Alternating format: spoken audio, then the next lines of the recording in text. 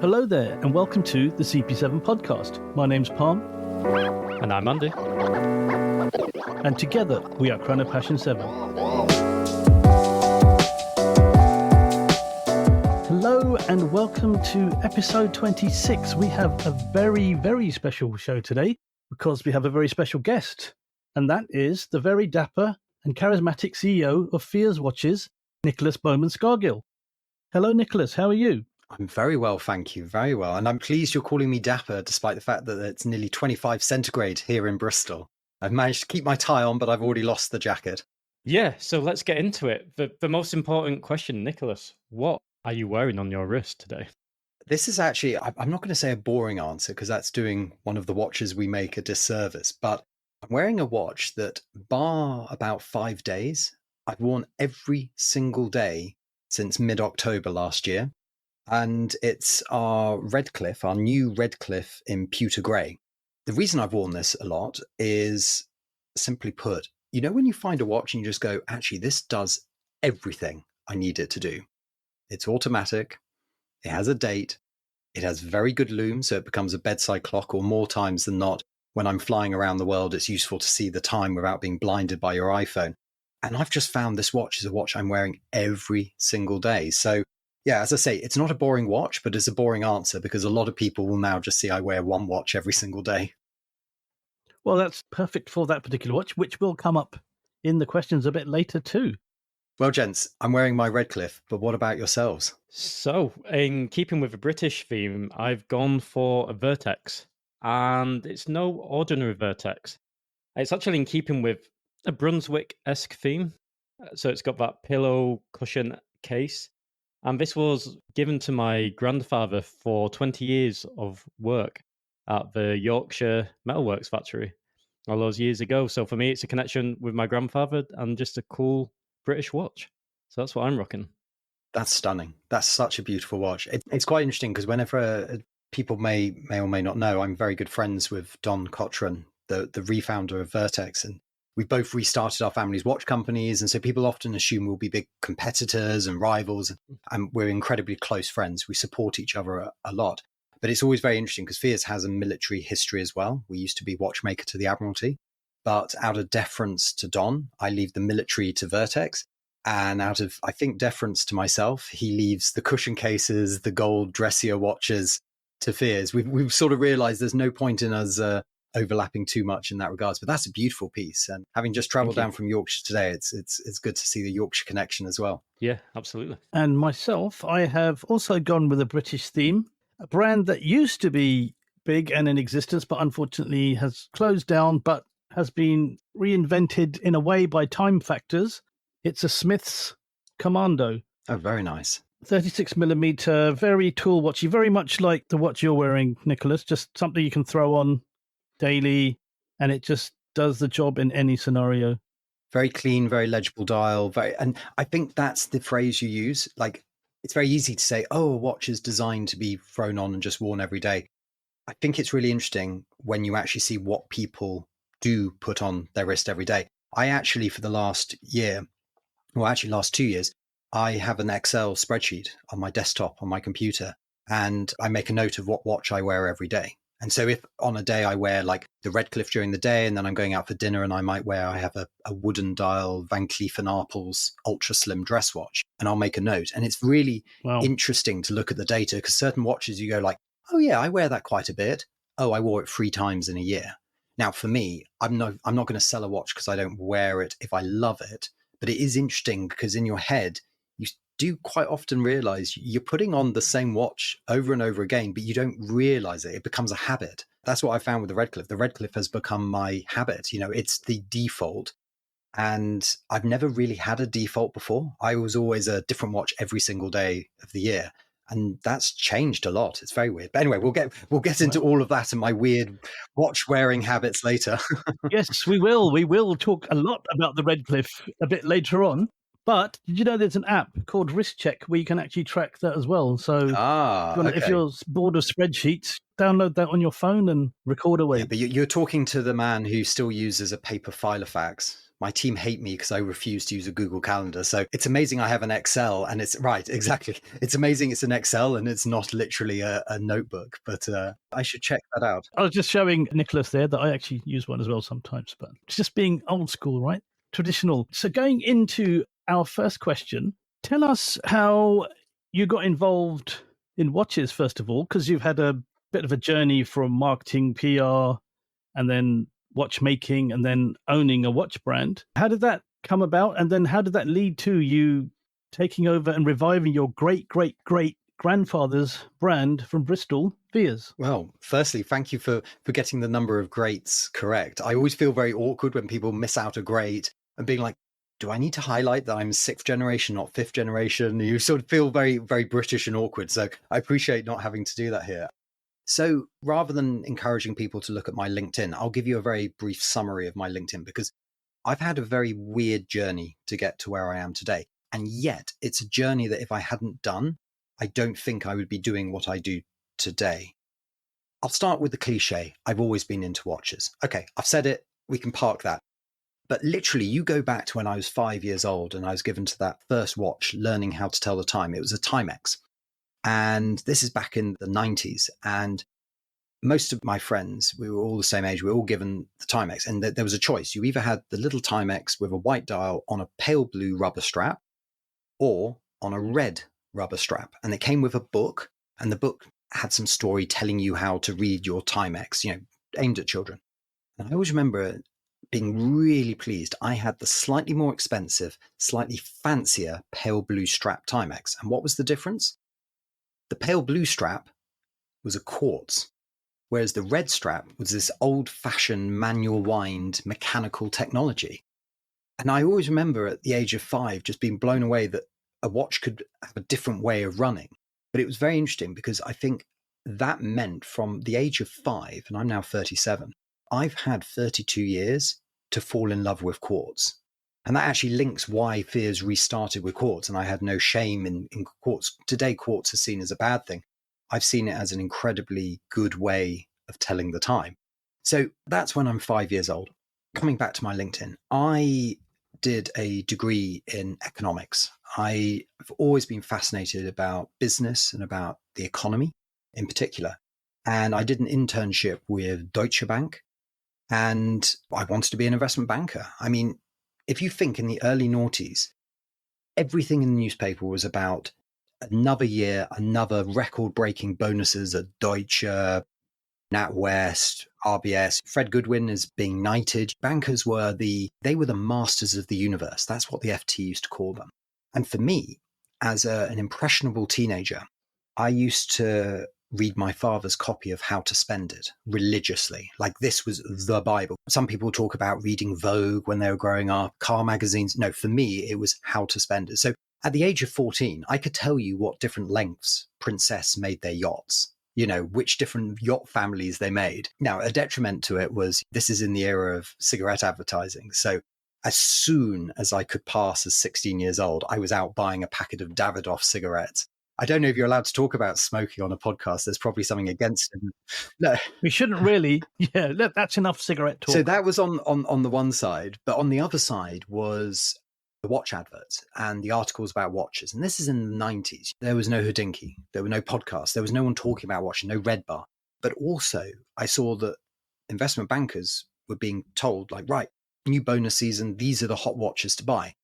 Very simple link in my head. If I become an investment banker, I will earn lots of money, I will get big bonuses, and bonuses mean watches. It was as simple as that. So I go through university wanting to be an investment banker because it was the easiest and quickest way to allow someone to earn the money to buy watches. And anyone who's catching up on some of the dates I referenced and my age will realize I graduated my degree in economics in 2008. 2008 was the year the entire financial world just blew up in my face. I wasn't bright enough to hold on to my job prospects with Deutsche. So I'm scrambling around looking for a new job and realized very quickly that I really was not bright enough to work in banking. So probably a good thing, or we'll be having a second financial crisis all over again. So I find a job in public relations. I loved the client work. I really enjoyed the creativity, and I'm doing this job and after a few years, I realized a couple of things. One, I didn't really enjoy being sat in front of a computer all day and being on the phone. Fast forward to 2024, what do? Running a watch company? I'm sat in front of a computer all day on my phone. So anyway, it's fun to see how it comes full circle. But the other thing was I'm severely dyslexic, and writing emails, doing presentations, press releases, that sort of thing. I really struggled with it. And also, when you do a launch in a PR company, it's amazing. You've spent months building up to this day, the launch, and then it's done. It's all over. And you move on to the next thing. And I was like, I want to feel like actually at the end of the day, I've done more than just move pixels across the screen. Like I want to feel like I've achieved something. So around 2010, 2011, I sit down with my husband and basically go, I want to change career. I want to do my own thing. I want to do something using my hands. And since a kid, I mentioned I've always been interested in watches, but I've also been interested in trains. I love train travel. I'm not into steam trains. I'm into modern trains. I got reminded with my most recent issue of Rail magazine. I've been a loyal subscriber for over 17 years. Every fortnight, I get a copy of Rail through my letterbox. So there is not a lot about the British rail industry I don't know. And so I researched becoming a train driver and becoming a watchmaker. And it was very interesting because I realized like all my skills I had up until that date, absolutely not relevant whatsoever. You know, when I was at school, I worked at a jeweler's selling watches and jewelry. I then did a degree in economics, an internship at Deutsche, worked in marketing for 3 years. None of that relevant. But anyway, with passion, I wrote off to all the big watch brands in the UK who had a workshop and said, look, here's my CV. This is why I think it's a natural career progression that I should now become an apprentice watchmaker, knowing full well that it was a lot of BS, that there was no reason why they should ever look at me. Amazingly, after 7 months of practical assessments and interviews, Rolex eventually, I won't say offered me a job willingly. I think they more gave in and were like, fine, if we offer this guy a job, at least he'll stop emailing us. Sorry, just for our listeners, how many emails did you send? So if they want a job in Rolex, they can just send the same amount. So I did 5 interviews and 2 practical assessments. And that's 5 interviews over 7 months. Wow. A lot of people are passionate about watches and they go, oh, I want to become a watchmaker. To become a watchmaker is a huge commitment of time, energy, and passion.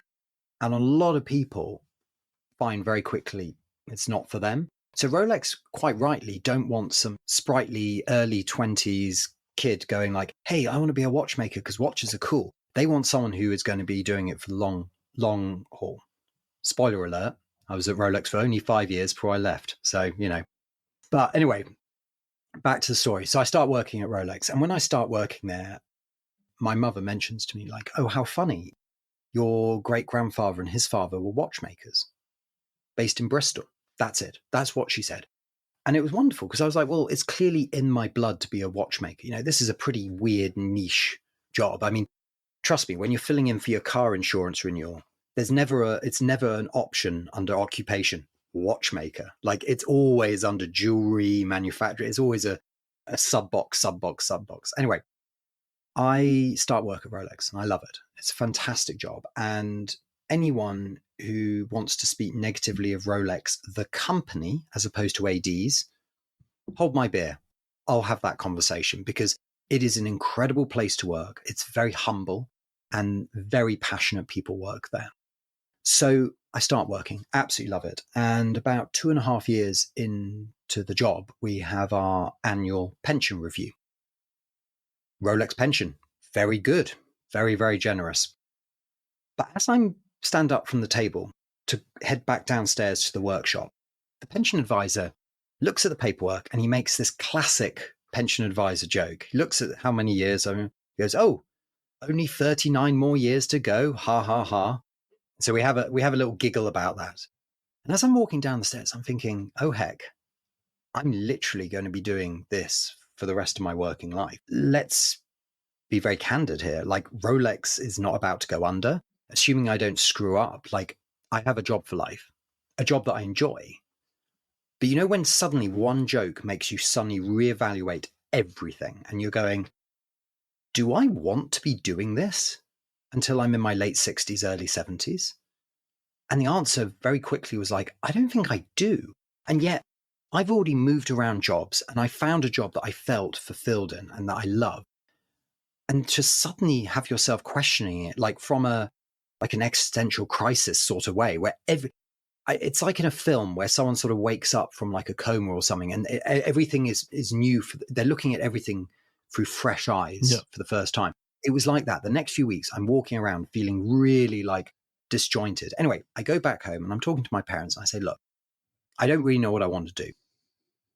I feel that the time might have come for me to do my own business, set up my own company. I don't know what industry it will be in, but I want to do my own thing. I basically want the blue sky of I can succeed or fail, but based off my own ability and merit. And at that point, over Sunday lunch, she's serving up the roast potatoes and jokingly goes, well, darling, why don't you restart the family watch company?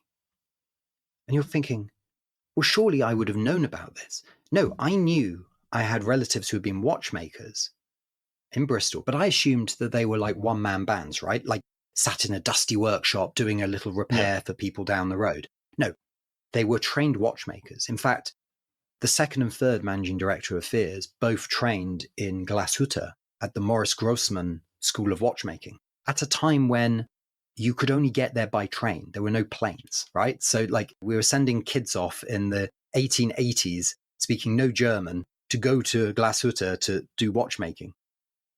The moment I discovered that these guys had then also run and grown the largest watch manufacturer in the west of England, a watch company that was founded 5 years before Smith's and closed 5 years after Smith's, you suddenly go, I don't need more of a light bulb moment. I know what I'm now going to be doing for the rest of my working life.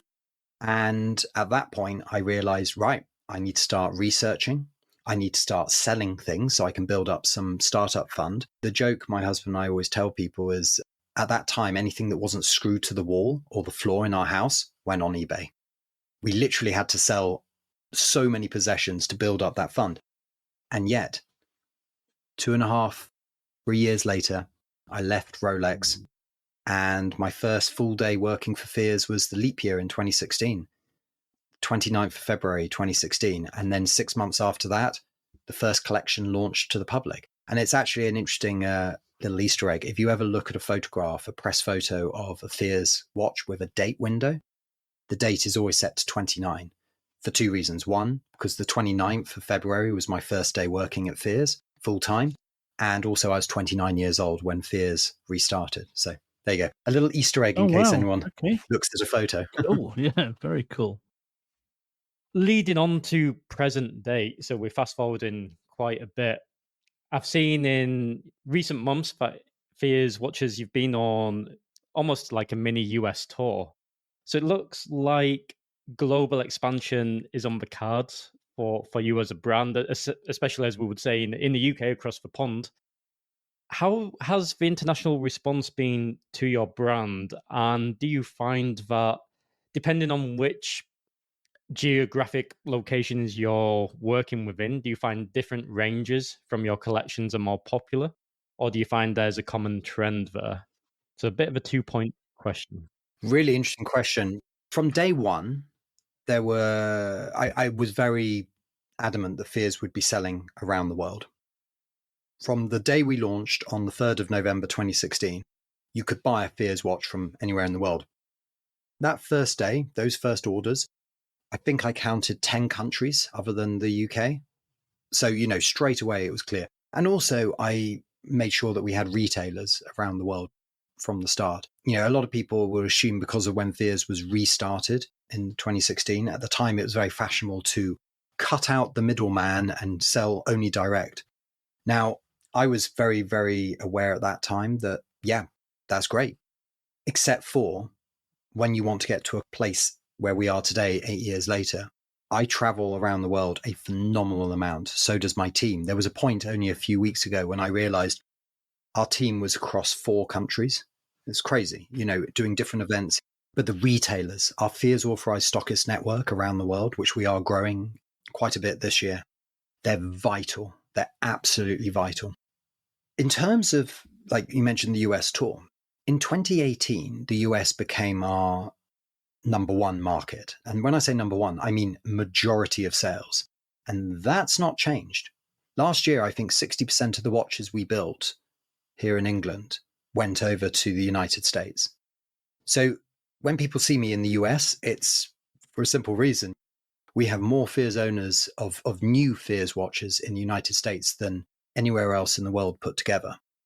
And there's a reason for that. We don't sell a huge number of watches in the UK. That's growing. And since we opened our boutique in Bristol in April, that's really begun to grow quite rapidly. But there's a reason why. So if you go back a few years, Fears is very not well known at all. Americans, they love to support an underdog. They love to support someone who's doing their own thing. They view entrepreneurship as like the best thing you can do. I go to dinner parties even today, and people, because I'm not a lawyer or a banker or a doctor or an accountant, they're like, oh, you run your own company. And then literally that's it, just dismissed. They do not care. Whereas you're in America and, you get chatting to someone on a plane or in a bar and they're like, you run your own company. And suddenly it's just like the amount of love and respect they have for that is huge. So also put it this way, most people in America live a flight away from their nearest Rolex AD, not, it's half an hour in the car to the local city or town. So suddenly they're more open to the idea of buying a watch from a company the other side of the world than someone in the UK. We have very different shopping habits when it comes to watches. In the UK, 80% of watches are sold through brick and mortar retail. That's only 20%. So if you think of the watch enthusiasts in the UK, they're basically the people buying watches online in the UK. Everyone else is still going to their local goldsmiths or independent retailer. And so it's taken us a long time to get established enough that people in the UK will go, rather than buying, and we had this the other day, actually, a gentleman emailed us and he went backwards and forwards with one of my colleagues. And we suddenly realized it was between a Redcliffe and an Oyster Perpetual, a brand new one that he was being offered by his AD. And you're suddenly realizing, wow, the UK buyer, and I'm not talking about the enthusiast, I'm talking about like the 95% of people who buy watches in the UK who are, for want of a better, the normal person, right? They're not so far in the rabbit hole like the three of us are. Those people, they like to buy the big brands because when their mate down the pub goes, oh, have you got a new watch? Oh yeah, it's a Tag, Tudor, Omega, Breitling. I mean, Breitling, it does phenomenally well, but it does disproportionately well outside of the watch collecting community. So if you're a brand like Fears, in America, we do incredibly well because there's more watch enthusiasts there just because it's a bigger country. Sorry, that's a very kind of business technical answer, but this is the economics training in me. I look at this and I'm just very interested. There's always a reason why. Why do certain markets? For example, in the Middle East, we have a retailer in Dubai. They don't sell our automatic watches, but the 38mm Brunswick manual wind, boom, sell those every day of the week. Why? Because the average Middle Eastern buyer has smaller wrists, prefers a smaller watch case. And the 38mm, that's perfect. They also a more formal culture. So wearing a dressier watch on a leather strap over wearing a sporty watch. Unsurprisingly, in America, our 40mm automatic Brunswick, the Redcliffe automatic, these are much more popular. We're beginning to see as our collection grows, different geographic. But there's always the exception to the rule, right? While I was in America, wind up, a lady bought a Redcliffe, and then a gentleman came up, really sporty guy, and he bought a Brunswick 38. So there's always going to be the exception to the rule, right? Yeah, absolutely. A great answer. Just a slight follow-up would be, is there a point where you need to slow down? Because you'll have certain values, what you've established on customer relationships, on production procedures, and sort of a human element, what I'm sure you like to keep within your brand. Is there a point where we need to slow down now, or you just keep upscaling and you can still manage that interaction? Well, it sounds like you've been talking to my doctor and my husband, Andy. I don't know. I think there's a thing of going, I'm a strong believer, like you get one chance at this, right? And this is my family's legacy. Fears closed in 1976. It ran through 130 years through 3 generations of the Fear family. The 2 previous MDs both worked at Fears, not as the MD, but their total time at Fears was 50 years. That puts me in my late 70s, early 80s.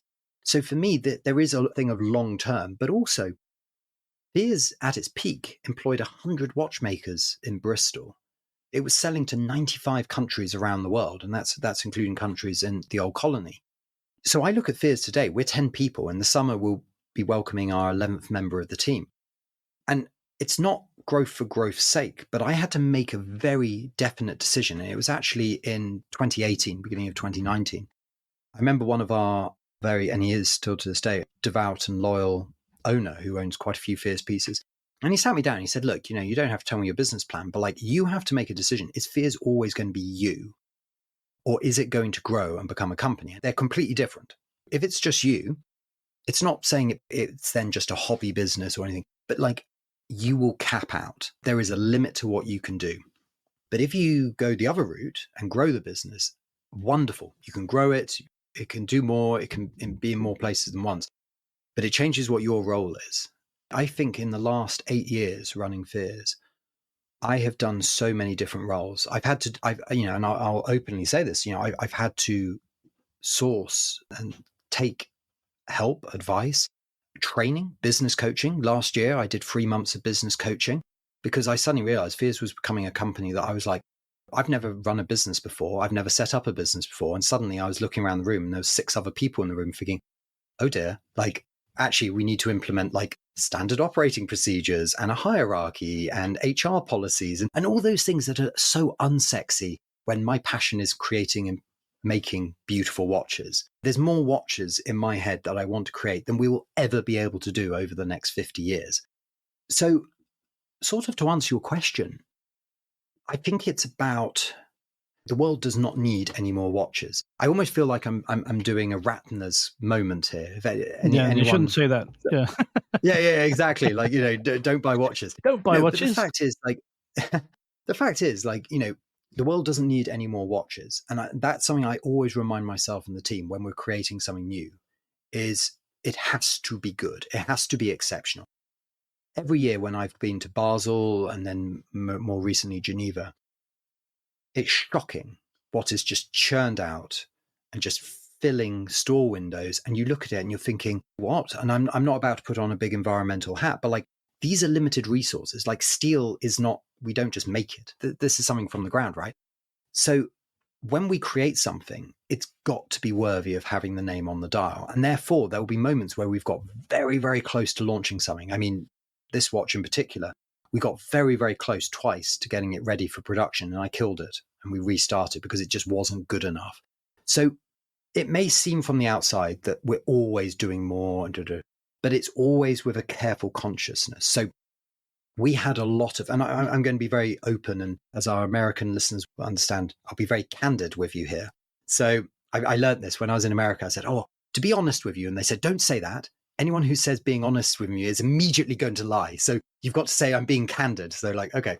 So being candid, at the end of last year, in the second half, we, like a lot of watch companies, had massive problems with our suppliers, just overloaded. Everything was being delayed and delayed. That's why when you look at the first few months of this year, it feels like every other week there's been a new Fears release.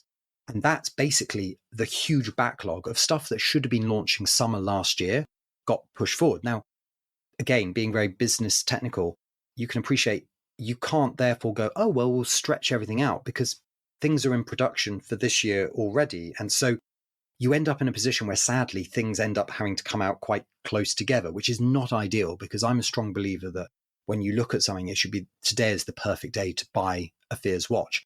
You shouldn't have to worry that something new or better is going to come down the line next week, next month. So I can assure you for the rest of the year, and my team are delighted that I'm actually saying this since being recorded, things calm down and we go back to the more regular production cycle of going, look, we should only be doing 2-3 major launches a year spread out, and they should be very different things so people aren't just feeling like it's more of the same. And I think that's the thing, because if I had my pure financial hat on, you'd say, we'll just do more of everything all the time. Sales go up, everyone's happy. Not when you're trying to create a brand that's going to outlast you. And talking about it as a brand is often seen as very dirty, especially in the small independent scene. But Fears was a brand. Fears was a watchmaker and a watch brand. And I think it's important because too often people just view it as just making product. And I don't. I see it as crafting watches, but part of that is about how you communicate it. So it's a really good, interesting question, Andy, because I think it's a question someone wouldn't have asked me a year ago. The watch world was a different place a year ago, 2 years ago, 3 years ago. Everything is changing all the time. And we've just got to always be light-footed and able to adjust to it. Yeah, excellent answer once again. And I think that's testament to you and your brand that your values are always there with the production. So if you think there's going to be any impact, then it gets delayed until the quality's up there. Yeah. So I think that's a great reassurance for all our listeners. And that segues nicely, using another US term, segues nicely into my question on the Redcliffe. So the Redcliffe date is your latest range of watches, which is in actuality the return of the first watch you ever produced when you reignited the brand in 2016. It was initially met by, shall we say, some mixed reviews due to a perception that it didn't really carry the DNA of a typical Fiers watch. Yet it seems that you've turned a lot of people around on that way of thinking, switching that perception very well, very expertly, in the best way you can by selling the watches and return custom for that range of watches. How did you make that positive shift? And what do you think were the key factors to making that shift happen? Really good question, because yes, when the watch launched, interestingly, when we were going through all the coverage and the comments and the general chatter around the launch, it actually was by far the most positive launch we'd ever had. And it was one of the only launches we'd ever had where multiple people, and when I say multiple, I'm talking, nearly 100 comments or statements put online where people were comparing it to a Rolex Oyster Perpetual or an Aquaterra from Omega or, a Grand Seiko. And so for us, when people are openly saying like, wow, this is like the Fiers version of this, and that was wonderful. The sales were very quiet, like at first, but you're right, like that's changed. And I think there's a few reasons why. And also, I think it's something that I've stopped trying to guess how a launch goes, because everything can change because of something in the news, and then suddenly a launch is a failure. And for me, it's kind of like, what is a success of a launch? We're talking about a company that's in its 178th year. Fine, we had 39 years where we were dormant, sleeping on the wheel for 39 years. When you're talking about that sort of period of time, a launch success isn't measured in the first 24 hours or 24 days. 24 months, you tend to have a good idea. And as a very side note, if we have a particular dial color that after 2 years isn't doing particularly well, we will phase it out. But I like to give everything 2 years to really try and find its feet. Because in the past, we've had things which haven't performed well for the first 18 months and then have now become bestsellers. So you have to be careful with that. But back to your question more specifically, I knew that, like with everyone says this about all watches, the photos don't sell it. The photos give you an idea of the watch, but they don't sell it. I knew that once people pick up a Redcliffe and put it on their wrist, it becomes this thing where it feels very natural. And what do I mean by that? If you think in the watch collecting scene, with enthusiasts and collectors and small independents, everything has to be exceptional, eye-catching, whether it's color or design. I spent 5 years working at Rolex, and one of the things I realized that they do exceptionally well is just proportion, bang on. They make a case bigger by 0.7 millimeters, and it's headline news on Hodinkee. But there's a reason, because they get it right. And actually, to design a watch like the Redcliffe, it's our most complex watch to design and one of our most complex to build. And yet, I think you gents will agree, you hold it up to a Brunswick and you're like, well, it hasn't got like the cushion case and it hasn't got the numerals and, but the moment you handle it, the moment you put it on the wrist, you suddenly go, oh, wait, there is so much going on. And so what we've seen, and this also translates into over the last 12 months, I've done a big thing of pushing for us to go to many more events, get many more, I call it WOW, watches on wrists. And then hopefully people go, wow, nothing beats that. Nothing beats that. I mean, even myself, like I've been completely changed on a watch when I actually try it on. It's why I love going to Red Bar events, not necessarily with fears, but going as a collector, because I will put on something that I'll have seen online, dismissed it, put it on and go, oh, I like that. Oh, I really like that. I think I would have that. The Bel Canto. I'm in a privileged position of being good friends with Mike France. And he showed me an early photograph of a prototype. And I was like, wow, that looks really cool. Like, it's got lots going on. And like, I was like, yeah, it's nice. He's like, well, if you're interested in reserving one, I was like, you know what? I'm going to hold off, but like, well done. And then he showed me an early prototype in the metal. And on the spot, I said, yeah, send me the payment link. I'll buy one straight away. So I know that from a personal standpoint. So it's very understandable for a lot of people when they're used to seeing fears do a certain thing. And then you look at the Redcliffe and you go, at first, it can be dismissed for being ordinary. But let's circle back round to what I said. I have my personal collection of watches. I also have next to me here a massive vault filled with any fears watch that I could wear. I literally every day I could be like, I want to wear this. I want to wear that. I could wear any of them. I have the archive, which is round the corner here. Again, I could wear any of the pieces from that. It's a great thing of owning a watch company. Lots of watches to play with. But what's the watch that I wear every single day?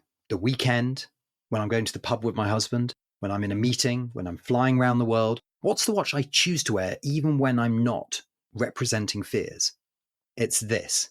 What's the watch I'm wearing when I'm spending a weekend at my parents'? It's this. This is the watch that I just enjoy wearing more than anything else because it ticks all of those things, all of those boxes that mean that it's overused the one watch collection and things like that, or Garda, go anywhere, do anything. But this does that in a way that if you have an OP or an Acroterra, a lot of people who own those watches will say, actually, that's what I just pick up every day. And why do they do it? A part of it will be brand. I want to be wearing my Rolex or my Amigo. But why are those watches so popular? Why are they the best sellers of those two respective companies? It's because these are watches that you can wear and enjoy every single day. And let's look at like the watch market today. We're not in 2020. We're not in 21, where a lot of people are sat at home buying anything that comes out. People are, quite rightly, as they always should be, being very careful and very considerate with how they're spending their money. And I'm always reminding my team, like, if someone buys a watch strap or a Platinum Fears for 30 grand, like whatever they're buying from Fears, they've chosen to spend their hard-earned money with us when there's so many options out there. And that's where I think people are being won over. So I'm linking back around. So I'll give you an end to my answer in a moment. This is where I think people are coming back around and going, actually, a few years ago, I might have bought 5 or 6 watches. This year, I'm going to buy 2 or 3.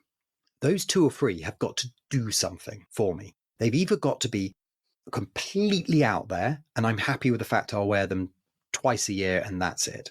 They need to be very different from my collection, or they need to be a watch that I know pound per wear, it's going to be an absolute bargain.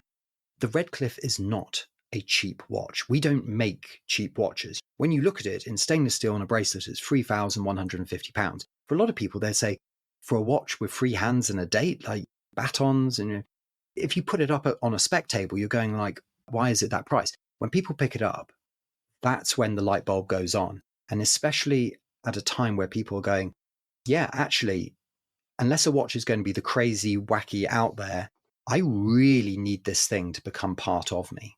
So I think that's what let's bear in mind, it was less than 3 months ago it launched. So we're still very much in early days, but we're really noticing the uptick. And the most recent trip, I went to the United States. I did Wind Up in San Francisco. I then did a roadshow with Red Bar. I went to Sacramento, Portland, and Seattle, 3 days in a row, literally every day, getting on a plane, moving. The team back in Bristol, Nicholas, what are people, what's the feedback? Everyone wants to know the feedback. And I think that's great that my team appreciate that. It doesn't really matter too much what we think. It matters what people think when they handle it. 50% of people, the Redcliffe is their favorite watch. And these people are saying literally, when it first came out, I was a bit like, not sure. Yeah, exactly. But now I get it. So yeah, it's really interesting. That's why I appreciate you highlighting that, because nowadays it feels negative or wrong to be open about the fact that not everything sells out straight away.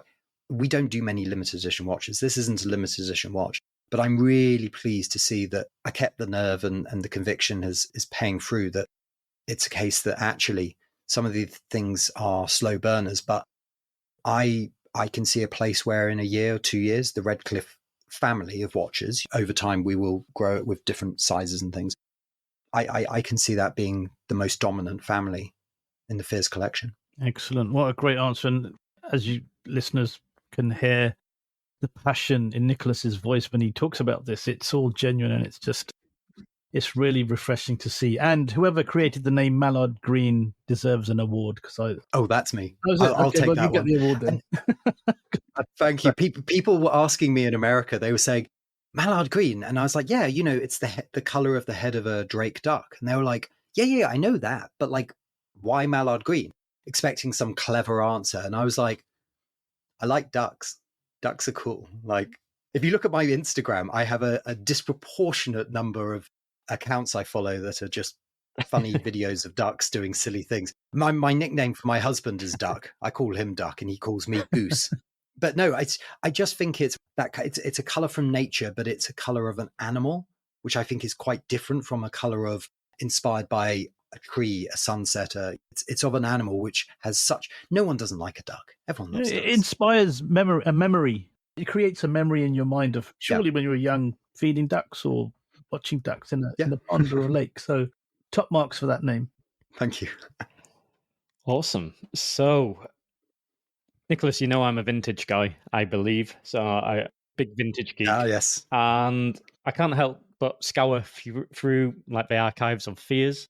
And there's one piece which I'm going to show to you, which really jumped out to me.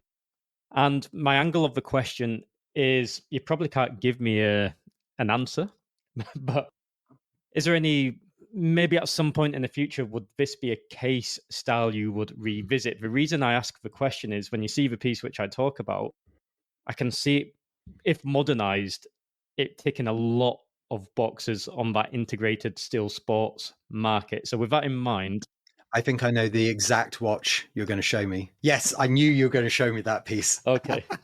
Oh, yes. No, I knew within a second it was going to be that. For our listeners at home, that will be on Instagram, that picture that Andy has just shown. Well, I mean, Nicholas. to do it, the like audio subtitles. So people who aren't able to look at the watch straight away, what we're looking at is something, Fears did a lot of shaped watches. We did a lot of round watches. The same silhouette is the silhouette of the Redcliffe today. There is that historic link. But we did cushions. We did rectangles. We did squares. We also did octagons.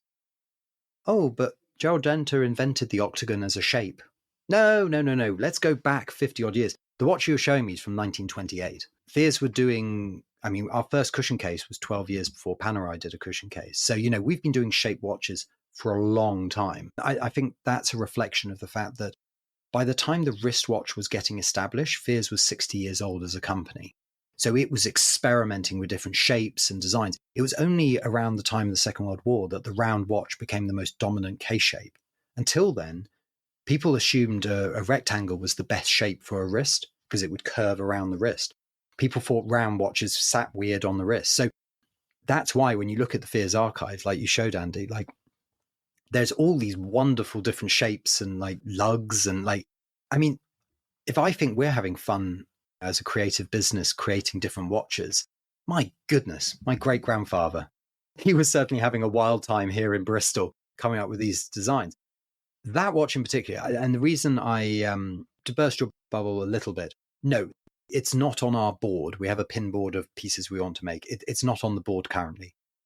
But it's a watch I will want to do one day because people will hear me talking about octave. Nothing like the Royal Oak. No, this is a very different proposition. This case is all angles. It's kind of like a Grand Seiko mixed with a Royal Oak mixed with something else. Like it's almost zenith in there. I encourage people to look online. Yes, the Defy. Yeah. It's got a lot of the Defy revival, right? What a case to make. As a watchmaker, that case will be a pain to refurbish, but what a case to make. Like, it really will be special. Now, I think to do that as a true archival, so our archival 1930, which was our rectangular reissue, they've all sold out now, sadly. that was a proportional, so literally 17.7% larger than the original watch in our archive from 1930. And it used a new old stock movement. And so for me, I look at that watch and I immediately go in two directions. One of them is going, just try and recreate it, maybe a fraction bigger, because the original is tiny. It's like a postage stamp. Maybe take it to, we're still in the kind of sub 35 mil category. The other part of me goes, bump it up to 38.5. And could you imagine that watch with a DLC case and the most incredible dial? Like, we've literally got the heritage for having done that shape before. It gives us, as Don from Vertex says to me, like, when you have an archive, it gives you the authority to do certain things, because you can go like, well, we did it in the past. But I would love that juxtaposition of twisting it. I mean, that would become the most incredible, modern, sporty watch out there. And I think this actually links to what Palm was saying about things like when the Redcliffe came out. Like, Fears isn't about doing vintage. It isn't about doing just classic watches.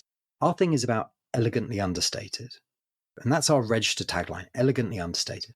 But you can apply elegantly understated to all kinds of different genre, types of watches, styles of watches, and it still works. You know, there could be an elegantly understated dive watch as well as a dress watch.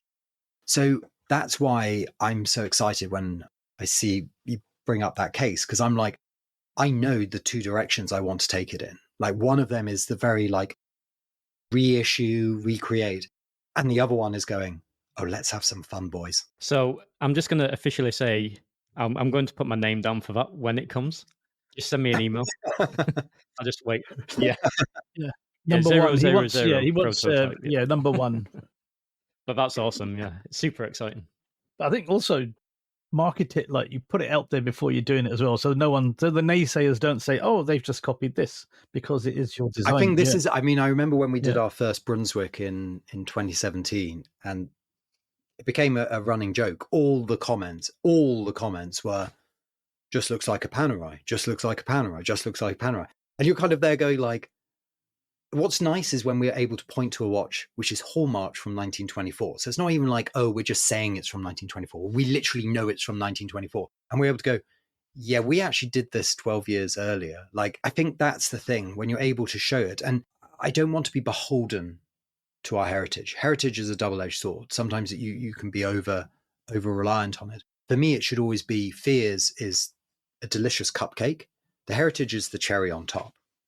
But the cake and the icing, that's what you're buying. If you take the name off any of our watches and you pick it up and you handle it, I would hope that we've still created something that you go, wow, I love this. The name just adds that bit extra because it brings in the heritage and what we've done in the past. But you shouldn't buy it because of the heritage. Like, no, I always think of it as, we are a modern British watch brand with heritage rather than a British heritage brand. And there's a distinct difference between those. Okay. That was actually leads very nicely into our next question. So, Nicholas, on the modern British watchmaking landscape, Fears, in my opinion, is the only, let's say, upwardly mobile or up-and-coming British brand at an accessible price point, and with the global visibility that you have, with history and a real connection with the heritage of British watchmaking. Other brands like Smith's are unfortunately gone, and Christopher Ward, who are closely linked with through the British Watch and Clockmakers Alliance, while they make excellent watches and very popular watches, they don't have that nostalgic link to the past that Fears have. Do you think this puts you in a unique or advantageous position in the British watchmaking sphere, both at home and in countries that welcome a resurgence in British watchmaking, such as the US and the Middle East, as you mentioned earlier? That's a good question. I think I would certainly say we're in a unique position. I mean, not just because of the history, but I think if you look at any watch brand, especially British watch brand, I would always say it's a bit like the old saying, if you look, all owners are like their dogs, or the other way around. I think all British watch brands are a reflection of the people who have found them and who run them. Except for Braemore, you don't have British watch brand CEO as like a job, right? Like, we're founder-run businesses. So therefore, Vertex is a reflection of Don, Pinion is a reflection of Piers, Fears is a reflection of me. And I think that's very natural. But it means that if you gave all of the ingredients I've had with Fears, the heritage, the background, all that, and you gave it to someone else, they would come up with a different cake. I'm sticking with the cake analogy. You can tell I missed having afternoon tea today. You're not going to come up with the same Fears that you see in front of you now. And I mean, that's a wonderful thing.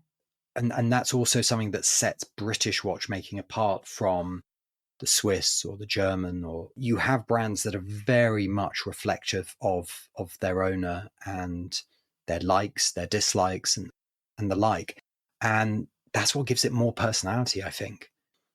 The world doesn't need another watch brand that you can see in any jeweler up and down the country in the window where you look at it and go, because if we're doing that as enthusiasts, a lot of members of the public are going to be doing the same thing.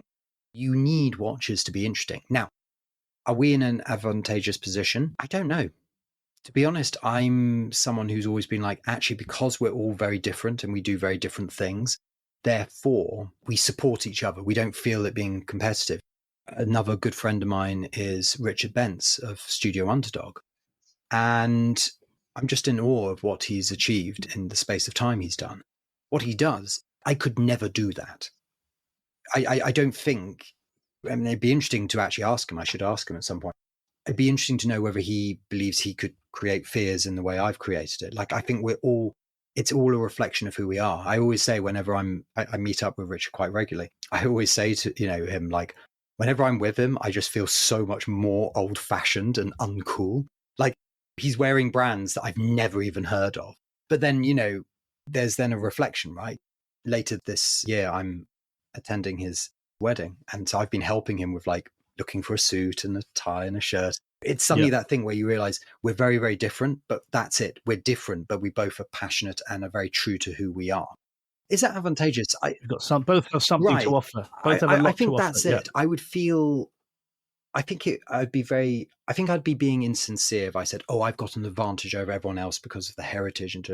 Yes, it is. It certainly helped in the early years. But what I noticed, and this is the reason why I still go to as many events as I can, and the heritage is nice. But whereas at the beginning, that was what really got people chatting about Fears. That's the reason in 2016 anyone was going to write about this crazy new brand bursting onto the scene. We're one of Britain's oldest watch companies. But like I've already said, that goes so far. You can't use that as a band-aid over poor design or poor quality of product. And something, most weeks I'll get approached by someone who's wanting to start a watch company, and they'll ask for my advice. And actually, we have a B2B side of Fears where we do design work, engineering work, and also consulting and branding work for other watch companies. We've redesigned logos, we've come up with new branding, as well as doing designs. I'm afraid I've signed enough NDAs to, sink a battleship. So sadly, I can't tell you any more beyond that. But one of the things I always say, and you don't have to pay me for this, everyone listening gets this for free. To be a successful watch company, it's a triangle. In one corner, you have design. In the other corner, you have product. And they're different, and I'll explain that in a bit more in a moment. And then the third thing is brand. And to basically be firing on all cylinders, it needs to be like a Deltic shaped engine. You need 33.3, 33.3, 33.3%. You need them all to be a third. The most you can stretch one corner of that triangle to is, I'd say, 40%. Anything more, and it's misjointed. The engine's misfiring. It's not going to fire well.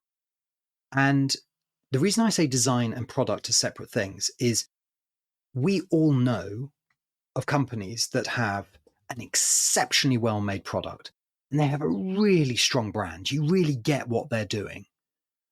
And yet the design is it's close, but it's no cigar. And likewise, we know brands where amazing branding, great design, and they have a return rate of like 70% because every watch is breaking. It's never been QC'd, or the person QCing it is probably blind. it's that thing that you really do need to have those in balance. And design and product, I think people often forget. I mean, there is a graveyard in Switzerland just filled with incredible watchmakers who believed that just making an incredible watch was enough.